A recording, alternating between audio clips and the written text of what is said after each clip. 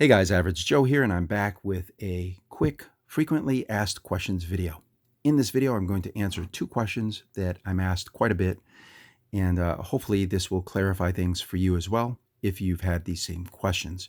The first question is about removal of the caps on the 552 Series 1 and 2 and the 1090s. On the 552 Series 1 and the 1090, it's a vinyl, flexible decal that has an adhesive on the backside. On the 552 Series 2, it is a push-in plastic, hard plastic cap that's pressed into the cavity. Now, on the Series 1 and the 1090, these, for the most part, are easy to get off. I've had a couple that were a little bit more difficult, but if you work carefully with a blade, butter knife, anything that you can find with an edge, you work carefully all the way around and slowly pry it up. Once you get enough of it up, you can pull with your finger, take it off, don't touch the backside. This will stay sticky for quite a long time.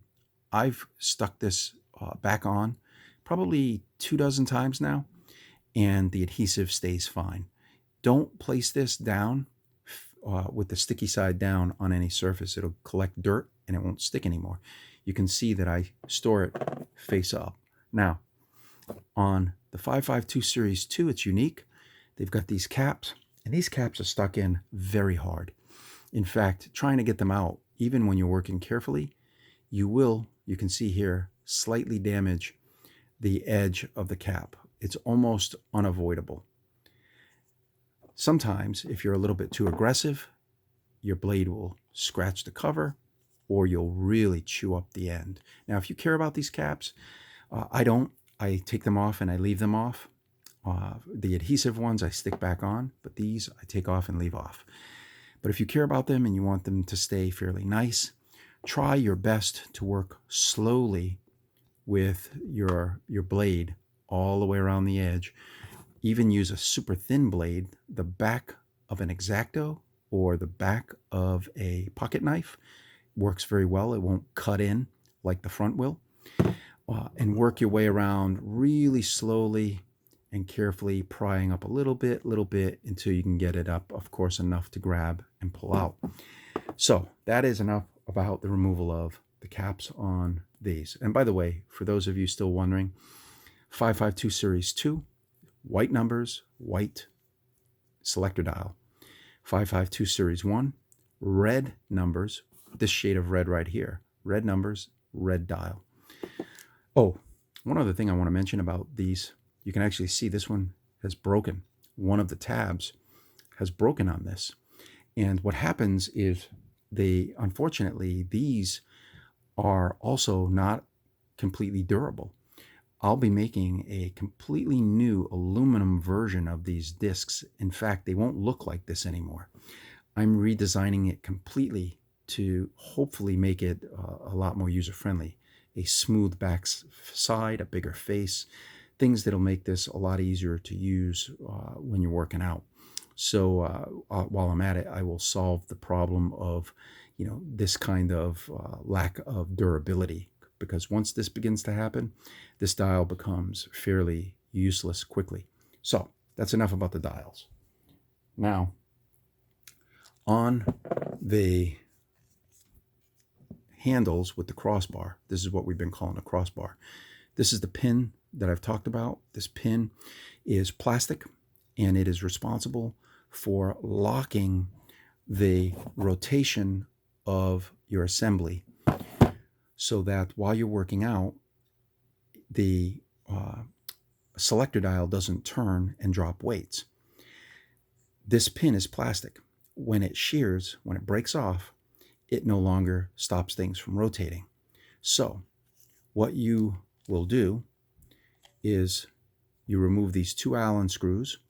They are either 2mm in metric, or they are 5/64 in standard. You remove these two, take this cover out, take your spring out, you can push with your finger, pop that piece out. This is the pin.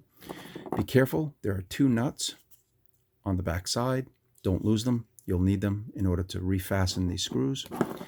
You will take our replacement part, which doesn't exist yet. It'll be about a month before I have this ready for you. Take our replacement part, drop it in, drop your spring in, and screw your cover back on once these nuts are on this side. The way that I would put these on is put the nuts in and put a piece of tape across here. That will keep the nuts from falling out. Then flip this over and put these through so that as you begin to screw these, those nuts aren't going to fall out of the backside. So anyway, that answers 2 questions. One about the upcoming replacement pin that will be probably in aluminum or stainless steel. I haven't decided yet. They'll both be equally strong. It's more of a price thing to try to make this affordable. And the other question, of course, about the dial and these covers. So if you have any other questions, let me know. I can always make it the subject of a future frequently asked questions video. But in the meantime, I hope you have a great remainder of your weekend. And I will see you in the next video where I will test the 552 Series 2 with a complete Average Joe disc upgrade on it, so that you can see the same exact thing I've done in demonstrations with the 552 Series 1. You'll get to see that now on the Series 2 with a full set of discs on it. Okay, have a great day, guys, and I will talk to you again soon.